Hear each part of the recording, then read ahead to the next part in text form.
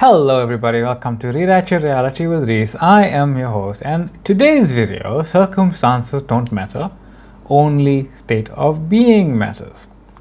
Also, if you enjoy my content, don't forget to like, subscribe and hit that notification bell so you never miss an upload. If you have any questions, feel free to drop them in the comment section below or drop me an email. And now for today's video, circumstances don't matter. That was the question that was on the comment section in the YouTube channel, and more expressed, can we express states rather than things? Basically, can we express the feeling, not necessarily the object? For example, I want to be happy and fulfilled in all areas of my life. Should I be more specific before picking up my mat and walking? The core principle here, right?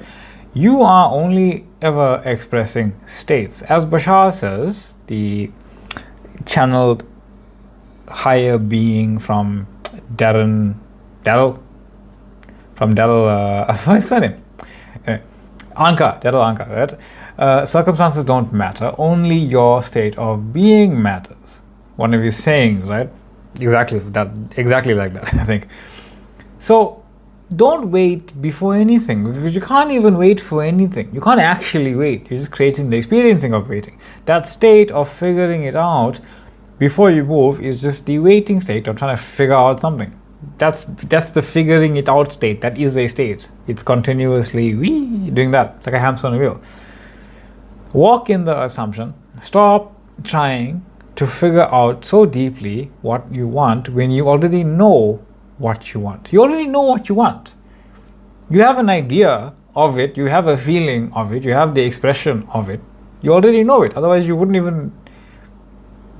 even be thinking about something that isn't what you are currently not thinking about, right? As it's written in scripture, Jesus said to him, pick up your mat and walk, John 5:8. Meaning, stop waiting for the external condition to be ready, to think about something, to imagine something, to consider something, to contemplate something, to choose something, to be something, to say, I am that. The movement happens when you embody the state. The state is, I am that which I desire to be right now. There is nothing else. So expressing specific things versus expressing states. My expression of it is that the feeling of love, joy, bliss, gratitude for being and experiencing it all as you, that is what is manifested as the experience of those specific objects and the events around them. See, the 3D reality, that the car, the specific person, the whatever else doesn't make you happy or does make you happy, those things and the experiences with them are love manifested as that idea and the experience with that idea. Because there's no external object that exists on its own that can actually do something to you or for you or exist separate from you. See, the role of objects in experience is that there's a very misunderstanding. Objects can't exist outside of awareness. They exist as awareness. So a lot of objects are there as indifference. You're kind of indifferent to most things happening, right? It's just there. They take part in the scenery of your life, unless otherwise stated.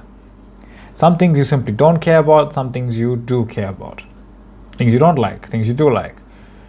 Those feelings of being it are manifested as those objects in a specific way for your experiencing of yourself. You have a feeling about your car.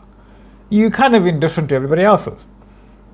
As both the feeling itself and the object itself within the I am story you are telling about yourself. So the story you are telling about yourself, whatever thing it involves directly in your experiencing, will be the version of it that is involved directly in your experiencing. No matter how small or how big, it's the thing that is related to you. The version of the thing that is related to you, rather. And it can be anything. We consider things that we physically have as the version of it that is ours. So that is why when someone, this idea of someone breaking up with you or something like that, you're trying to manifest that specific person back. But you can't manifest the version of them that broke up with the version of you that broke up with them. That idea, right?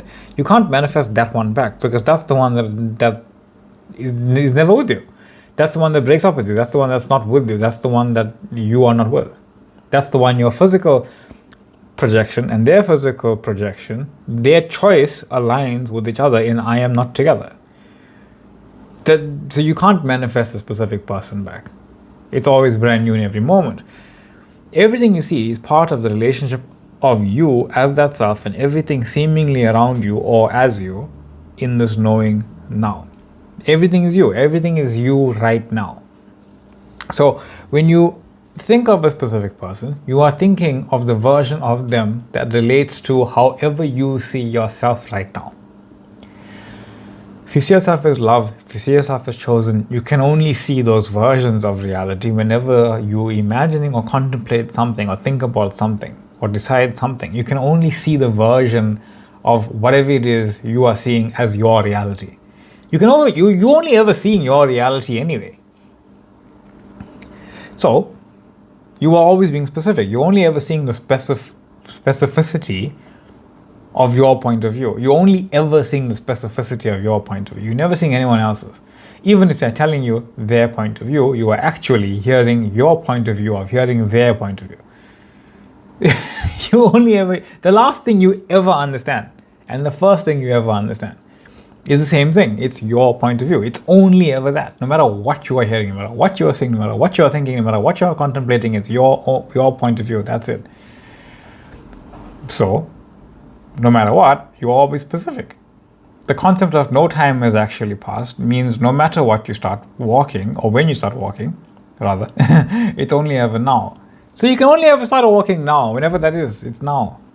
You don't have to start walking in specifics before and just walk in the assumption I am. You're already walking in some assumption. The greater awareness of who you are is happening in every single moment and has always been happening. Awareness expands as you walk in some assumption. So what's your assumption? Who do you say you are? What do you believe yourself to be right now? What do you imagine yourself to be right now? What do you choose yourself to be now? What do you accept as true for yourself to be right now? As you walk, you become more aware of these specifics. What do you actually accept as yourself right now?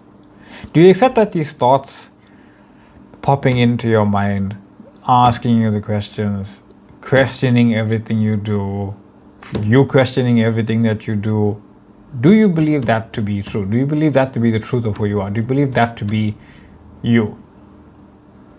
The desire, the decision to be it, and what you are being consciously as a flow of being it is what your reality is.